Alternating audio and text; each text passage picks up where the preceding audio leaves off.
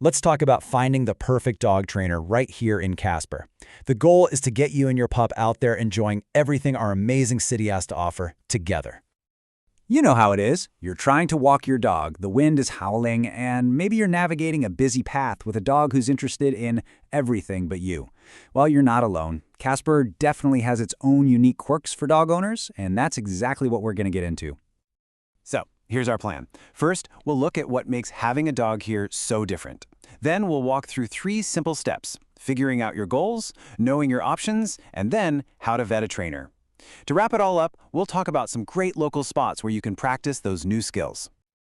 Okay, first things first. Let's talk about what having a dog in Casper is really like.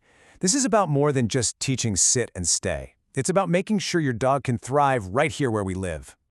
Think about it. We've got the high desert climate, these huge open spaces that can look like a giant invitation to run, and a community that is always outdoors. The right kind of training helps your dog fit right into that lifestyle safely and happily. And what does that mean day to day? Well, it means your dog stays cool during a gusty afternoon at Garden Creek Park. It means they don't lunge at every jogger on the Platte River Parkway.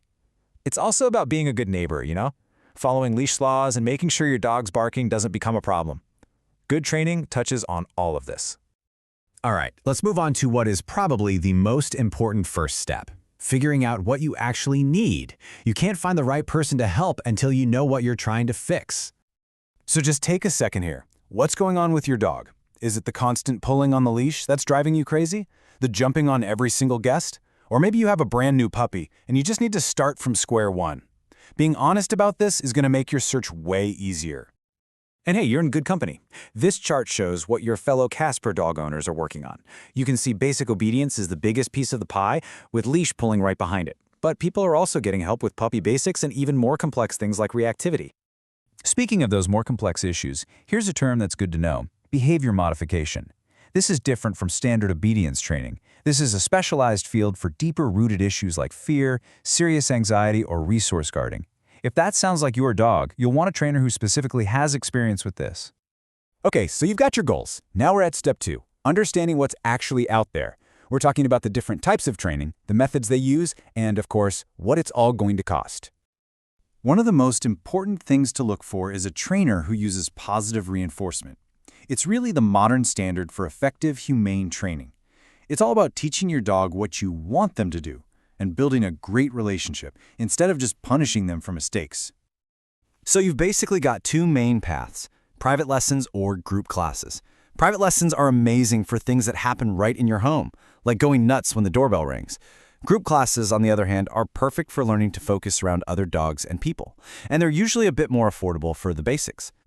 And here's a look at the typical costs you can expect right here in Natrona County. As you can see, there's a big range. A group puppy class could be a couple $100s, but a board and train program, where your dog lives with the trainer, is a much bigger financial commitment. This should give you a good idea for setting a budget. And now for the big one. How do you actually vet a trainer? You know what you need, you know what your options are. This is how you make that final decision and feel really good about it. It really just comes down to these 3 simple things. First, check their credentials. Second, ask a few key questions. And third, make sure you understand and agree with their methods. Now, this is a big deal because Wyoming doesn't require trainers to have a license, so these certifications are really important. They show that a trainer has invested in their education and is committed to professional, humane standards. Seeing these acronyms after a trainer's name is a really good sign. When you're talking to a potential trainer, have this little checklist in your back pocket. Ask them straight up about their methods and credentials.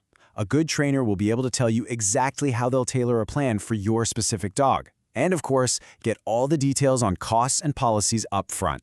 No surprises. All right, so you've hired a trainer, you're learning all this great stuff. The final step is taking it out into the real world. And we've got some fantastic local spots to do just that. The Platte River Parkway is basically a real-world training course.